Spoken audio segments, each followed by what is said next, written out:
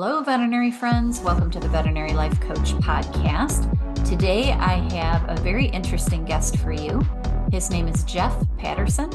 He's the founder of Northwest Fighting Arts, Portland Tai Chi Academy, and the Yielding Warrior online program, where he emphasizes the transformative power of meditative and martial arts practices, particularly the yielding concept. And he's going to tell me what that is.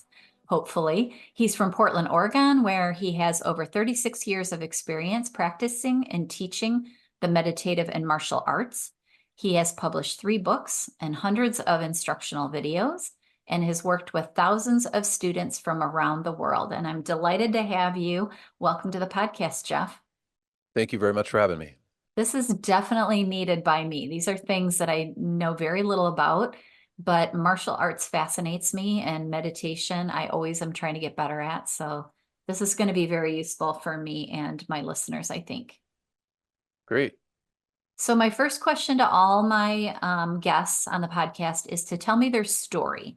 So you can start as early or as late as you want, but I just like to hear how you evolved into what you're doing today and what got you here to owning these businesses and doing what you do. So I got introduced to the meditative arts in a bit of a roundabout way. As a young guy, I was always into martial arts and I was very passionate about Western boxing. At about the time I was around 19, I used to go to a boxing gym not too far down the street here from my academy in Portland, Oregon. And at a boxing gym, if you're not familiar with it, it's run a lot differently than your traditional style fitness classes in that it's not one teacher up addressing a group of students. Usually there's 3, 4, 5 coaches in the gym, and each one of those coaches has a few fighters that they're working with. Well, at this one particular gym, one of the coaches that was there was a very well-known coach. He had created national and world champion level fighters. And I really wanted to get to spend some time with him, but his card was full and he wasn't really looking for any other fighters to work with. And so I would always show up at the gym when I knew he was going to be there. I'd work hard. I'd let him know that I wouldn't be a waste of time if he You were spent some time with interested. me. Yeah, and so I followed him around for about 3 or 4 months, and finally he started teaching me some stuff and giving me some tips here and there.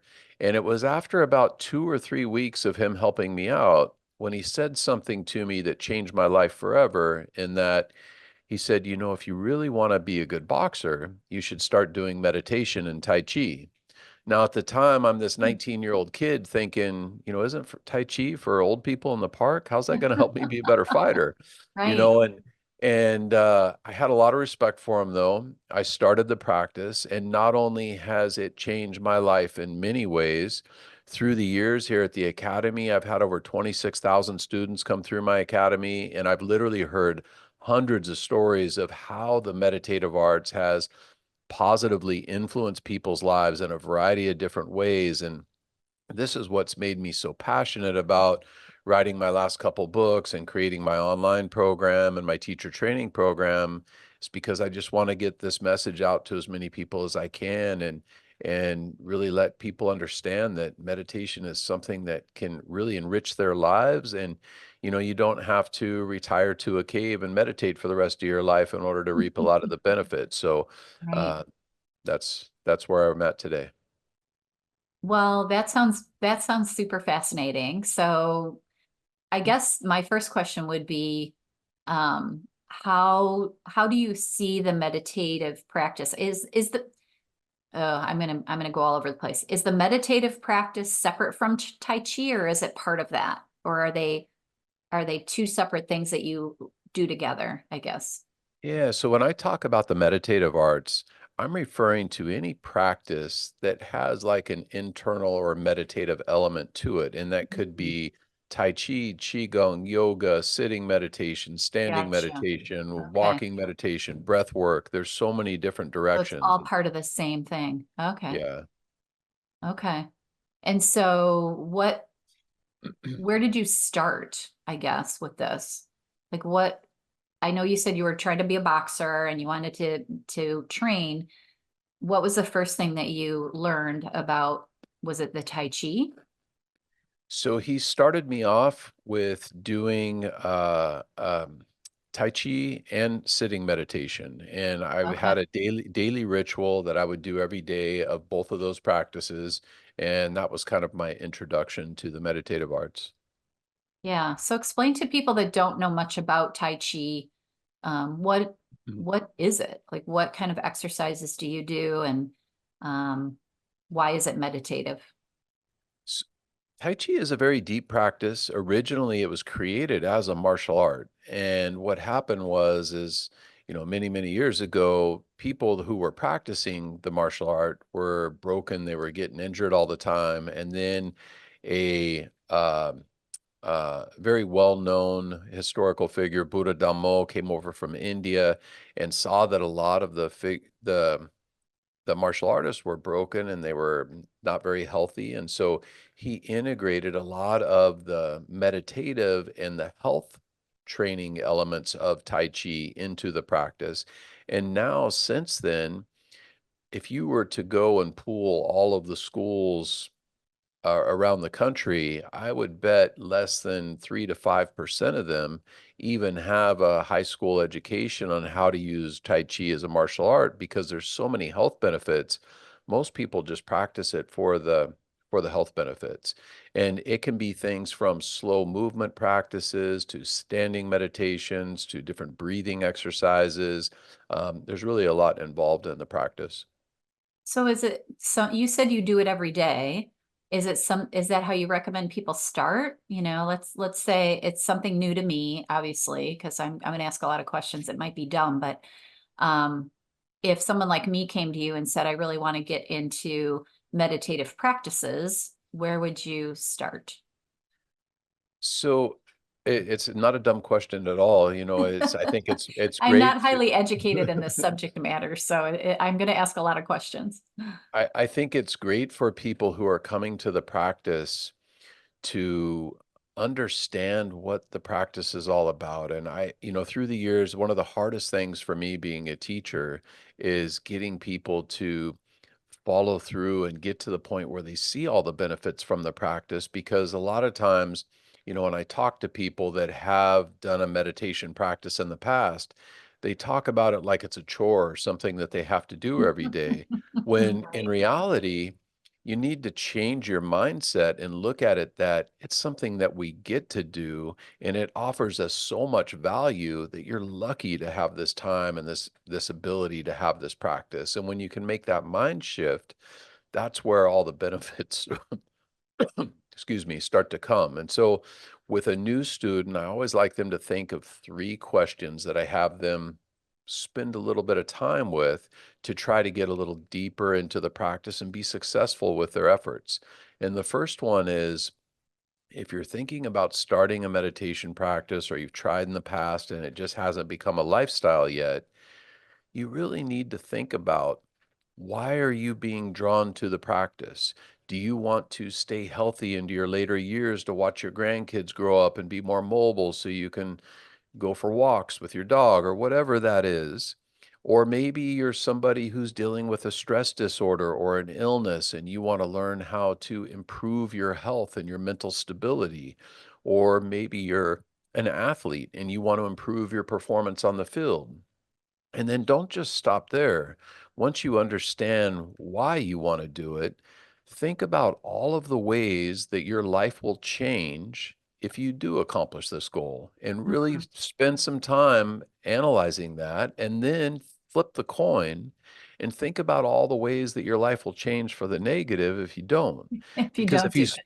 if you spend some time doing this, now it gives you fuel and motivation to follow through with consistency, which is the next important thing with this practice. Is you need to do a little bit every day on your own. And I always tell my newer students that, if you could just commit to doing 20 minutes a day and integrate some active practices into your life, the combination of those two things, you'll get a lot of benefits from the practice. And then thirdly, the last thing to um, try to spend some time investigating and looking into is, you need to find a guide. And, the meditative arts, I've been studying for 36 years, and I'm still just a student learning all the time. I've spent the last 30 years traveling around the world training with some amazing teachers from all over the planet. And I have never once met any meditation practitioner that is the master. I mean, they have everything, right? There's Right. always room to grow. And having that ability to have somebody to help point you in the right direction and help guide you is so beneficial because I've literally seen people come into the academy who have been self-taught. They've been watching YouTube videos or listening to this app or this audio, and they've been practicing for 15, sometimes 20 years. And they'll come in here and they'll see somebody who's been following guidance for a year, who's way deeper into their practice. And our life is short, our time is valuable, and having somebody to help point you in the right direction is a huge time saver, and also it will help you get to the depth and the direction that you want to go. So that combination of really investigating your why, understanding that the consistency is essential, and finding a guide will help you be more successful than anything else that I could recommend. Now, is this something, when you say find a guide, is this something that you can do virtually or do you have to be in person, do you think?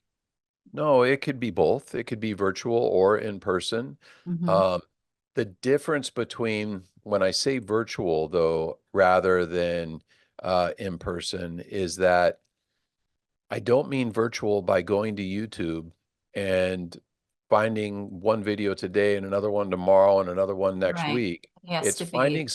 finding someone that has a system and a path to follow to help you get deeper into the practice rather than just kind of skating around on the surface.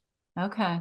Yeah. I could see why that would be something that you'd have to do. Like anything else, you want to learn a skill, you have to find somebody that already knows that skill and Right. helps you understand it. So tell me what the yielding warrior method is. Like, what is that?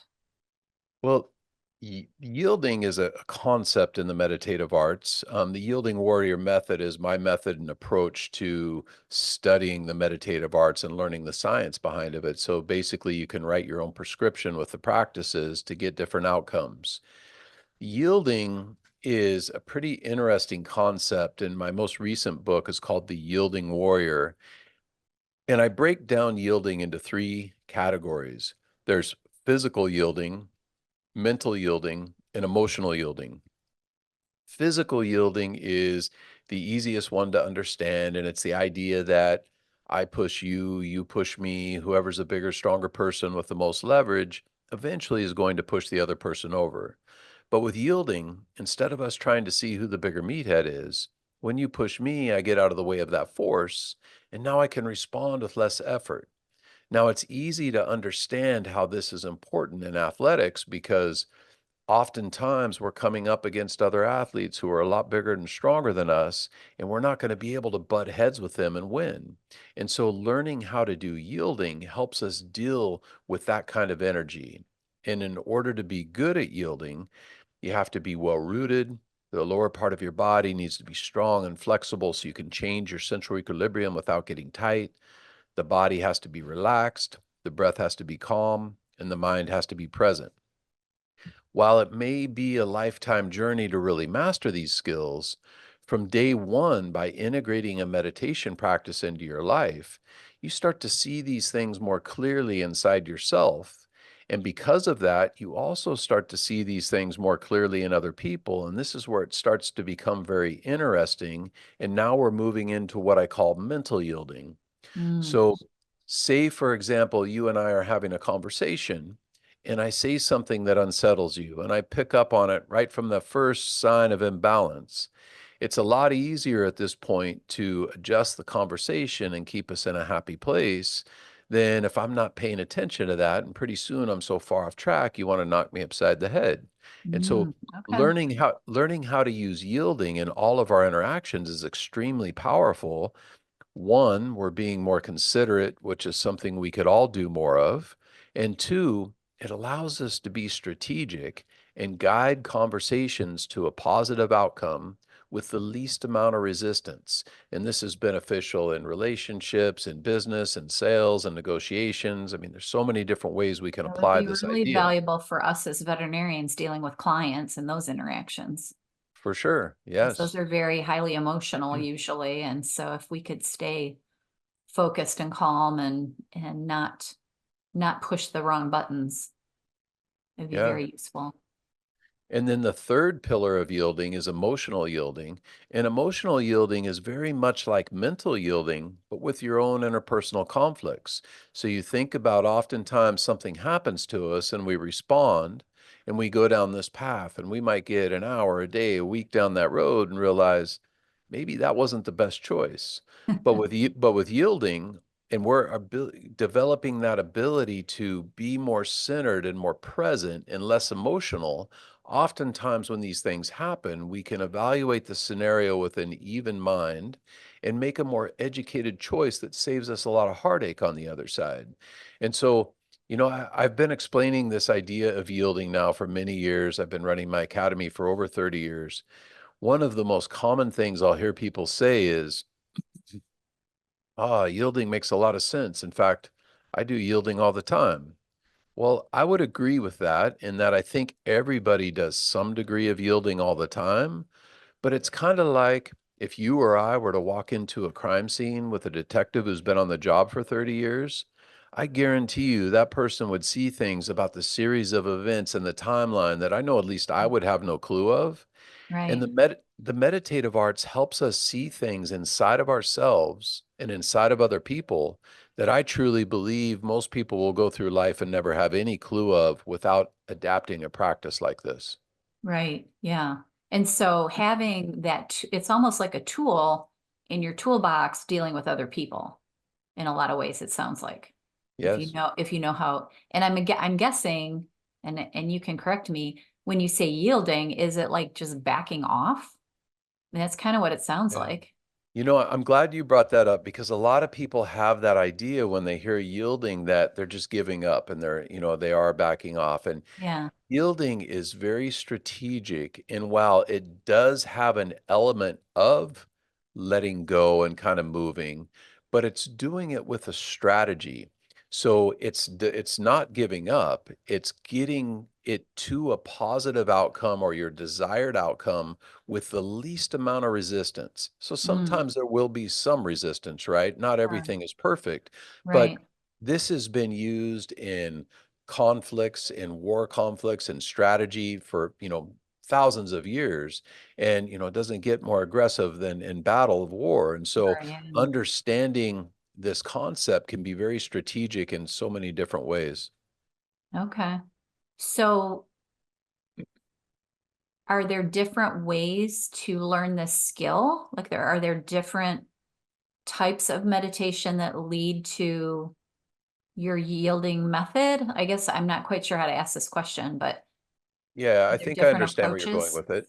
Yeah. So, you know, having a meditation lifestyle and incorporating meditation practices through ritual, active, and philosophical methods, it helps us be more in tune with everything around us, which helps with this idea of yielding. Now, there's a lot of things like in the meditative practice um, that are really important to develop, and I have what I call the five regulations.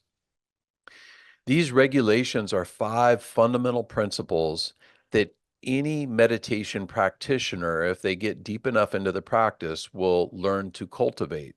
And they are regulating the body, regulating the breath, regulating the mind, regulating the energy, and regulating the spirit. And real briefly, I'll kind of touch on what I mean when I say those. So, Yeah. regulating the body is where we usually begin. And it's the easiest one to see a pretty drastic change in our physical, mental, and emotional states.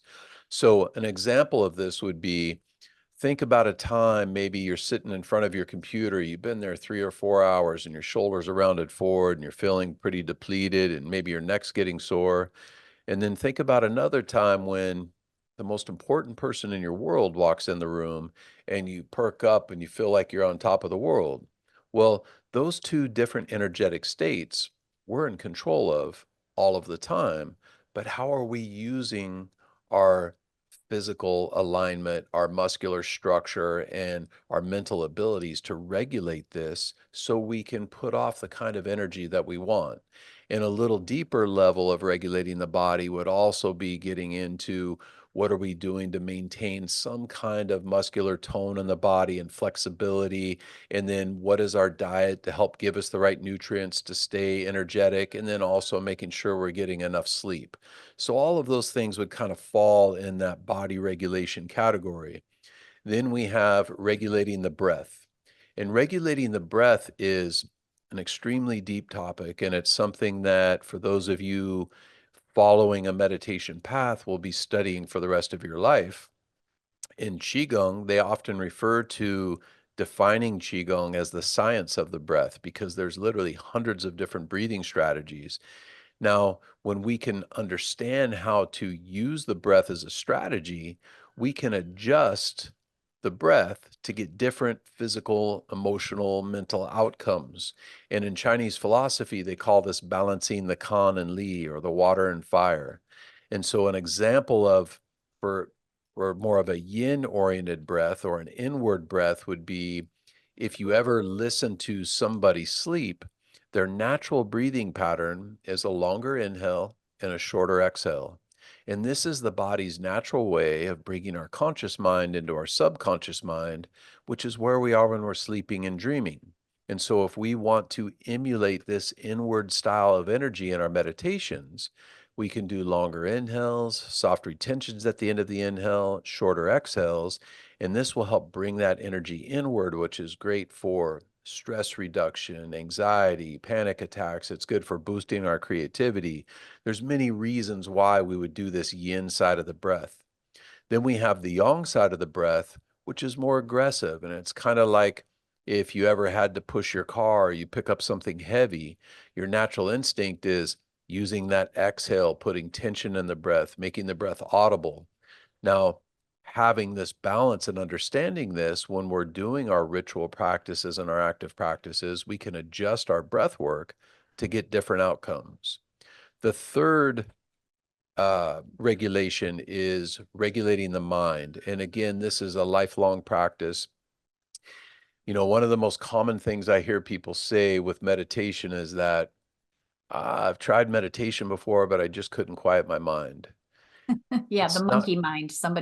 Somebody else said that on one of my podcasts that we have a monkey mind. I call it the Chihuahua Yeah. brain. You know, and for somewhere along the way, people got this misguided idea that in order to be successful at meditation, you have to reach this blissful state of nirvana and have nothing bother you. Well, it couldn't be further from the truth. You know, I've traveled around the world, I've trained with some amazing teachers, and I've never once met anybody who doesn't get distracted. You know, we all get thrown off our game, and when we Right. understand this, now, say you're sitting for 20 minutes and you get distracted 50 times. You recognize the distraction, you use the posture, the breath, or your movement, if it's a movement practice, to help bring you back to center. And now you just got 50 repetitions of being out of balance and coming back to center. And if you do that every day, every month, every year, you start to develop this power and this ability to no matter what happens, whether somebody says something to throw you off your game or you have a stressful day at work, to find yourself back in that center place and be more relaxed and more balanced. You know, there's this story that I really enjoy about these two old monks, and they're walking down this dirt road after a big rainstorm. And they come up to this big mud puddle, and on the other side of the puddle is this beautiful little girl, and she's standing there in a white dress and she's crying. And the older monk, he yells across the puddle and says, "Is everything okay? Can we help you?" And she says, "I need to be somewhere, but if I walk across this puddle, I'm going to get my dress all dirty." And so he rolls up his pant legs and he walks across the puddle and he picks her up, puts her on his back, takes her to the other side, sets her down, and she's off on her way. Well, him and the younger monk are walking a couple miles down the road. Finally, the younger monk is just furious and he says, "You know we're not supposed to touch girls, but yet you did back there at the puddle." And the older monk looks down at him and says, "You're still thinking about that girl? I left her back there at the puddle." And it just goes to show you is how many times in life do we have to get 2 miles down the muddy road before we realize we need to let go of something or change our focus. And so regulating the mind is a very powerful idea. The fourth regulation is regulating the energy. And this is a very deep topic and something that we could literally talk for hours about. However, just give you a basic understanding of it. So, if you've reached a competent level in regulating the body, the breath, and the mind, you now have the tools to regulate and circulate the energy in the body. You can lead it inward, extend it outward, circulate it through different patterns in the body, depending on what kind of meditation practices you're doing. The last regulation is regulating the spirit. And this is a very profound idea. It's something that meditation masters will spend their entire life working towards reaching that state of enlightenment. Now, once you understand these five fundamental principles, you can see that by cultivating these areas, developing a meditation practice in your life can affect everything you do. And it really has a Right. lot of riches to offer. But again, it just takes that consistent effort and that ability to have a focused approach in what you're doing. And have a strong why, because that's what you For said at sure. one point. You have to really understand the benefit that you'll reap from it in order to do the work to get it, like everything else. Yeah. So do you feel like if people or people that you teach get very focused on learning all these things that you teach in their day-to-day stressful job, which veterinarians have, are they going to be quicker to recover from stress? Are they just not going to be stressed at all?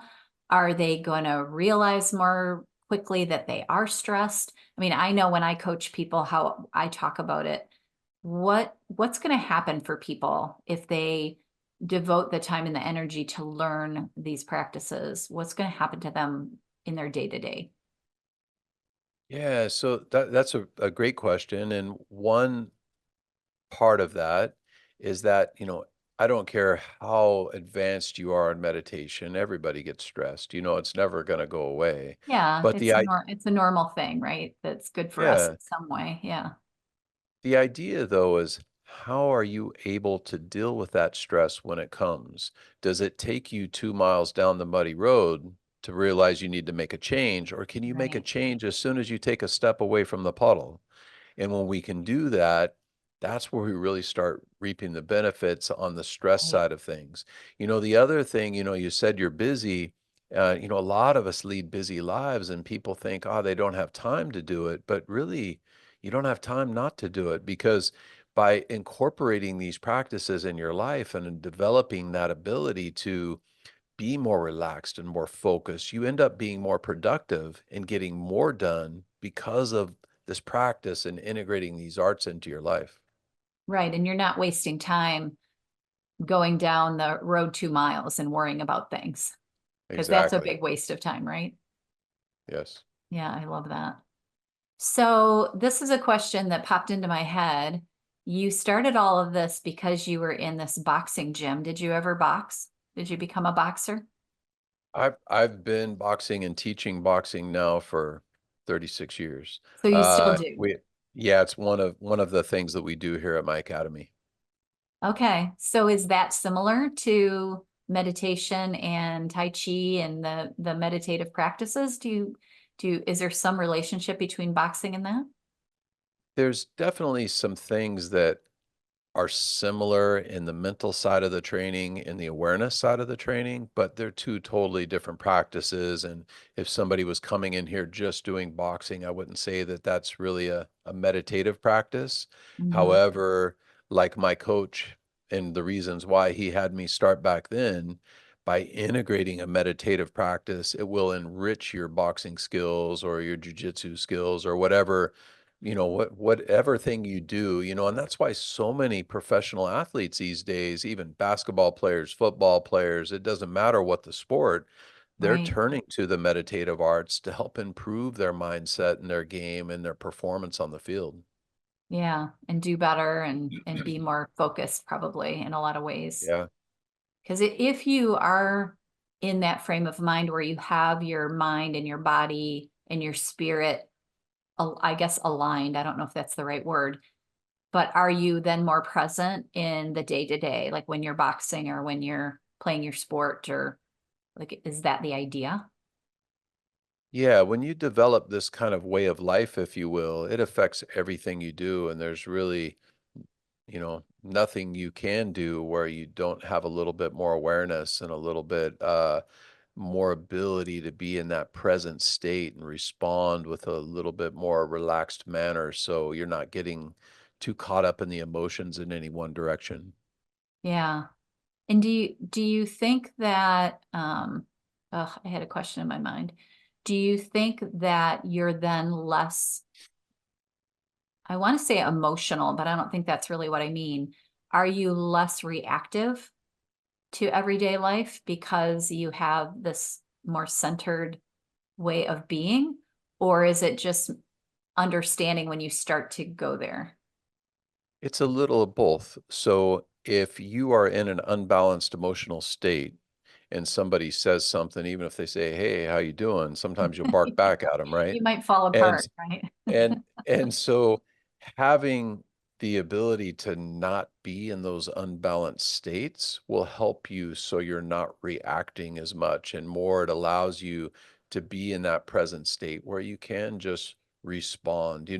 So much with today's lifestyle and the way that everything's so fast paced and all of the things that we have going on, and we're tethered to our cell phones and we've got all these distractions, we're kind of faced with walking around society with a mask on, and we've got these barriers up everywhere because we don't want to really show people maybe what our true feelings are, or maybe we don't want to hurt somebody's feelings, or maybe we're trying to hide this emotion or whatever it is. And what happens is we get so caught up in living this way that eventually you start looking at yourself in the mirror and you're still wearing that mask. Hmm. And the meditative arts are one of those things that help us let go of those masks and drop those barriers and really stay connected to who we are.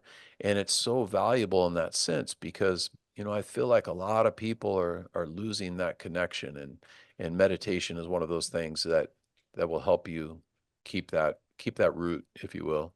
Do you feel like these practices and this teaching that you've done for all these years and in the actual learning as a student, do you think that it's profoundly changed you as a human? Do you think you're a different human being now than you would have been had you not had all this in your life? I feel like I'm a lot deeper than I would have been if I hadn't had this in my life. I feel like it's enriched a lot of areas of my life that maybe I might have never tapped into. I still feel like, back when I started, I think I was getting pretty distracted in life. And, I remember having a meditation teacher once back then tell me, he said, "After a couple months, I'm gonna know you better than you know yourself." And I, being this young kid thinking, "Oh, yeah, how's that even possible?" But, when you're 20 years old, you don't really know much about anything, and Right. having a practice like this, I think helps you tap back into that connection of, who you are and who you're really meant to be. And Hmm. and when you can do that, I think a lot of these other areas start to blossom with fruit and kind of reward you in many different ways. I love that. Yeah, because that's so important. I think the older you get, the more you realize that you need to learn about yourself and know about yourself first before you can really do anything of significance and do it well. So I think that's very interesting. So what have I not asked you that I should?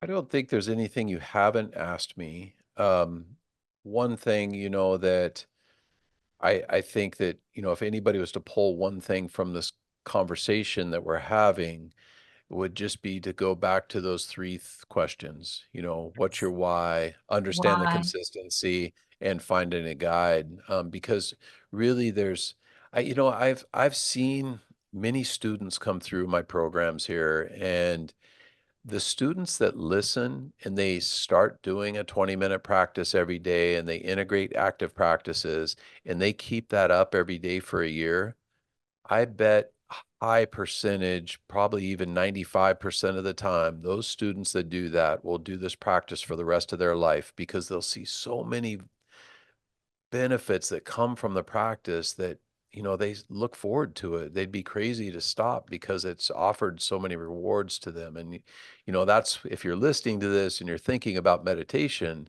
whether it's with me or Do it. somebody else, that's what I want to happen. I want you guys to Right. see the benefits because I truly believe that the world would be such a better place if everybody just meditated 20 minutes a day, Oh, and I so stayed agree. connected. Yeah. Well, and we hear this a lot. I mean, in my line of work with the life coaching, especially with the veterinarians, all of the self-improvement and the self-help and anybody that's talking to us about wellness, they always tell us to meditate. But I think it's so hard to know exactly what that means. Like, what does that mean? So I love that Yeah. you came on here to really give us a good idea of, where to start, what it really means, how you get to the point of starting by getting a good strong why, and then finding a guide to help you because it is such a I don't know if it's difficult per se, but it's just such a kind of a concept that we don't all understand, if that makes sense. Yeah, and really it's not. And the other thing to think about for anybody wanting to take this practice on is it's not difficult to get started. Right. You just gotta make the decision and do it. And you'll find that the more you investigate it, that hey, this is a very deep pool and there's lots of areas to explore, but you can get started today. It doesn't take much at all to get the ball rolling. Yeah, and you don't have to go into it, meditating 3 hours a day. Like that's not what, I think that's a lot of times what we think is it's going to be difficult. And you just want people to start.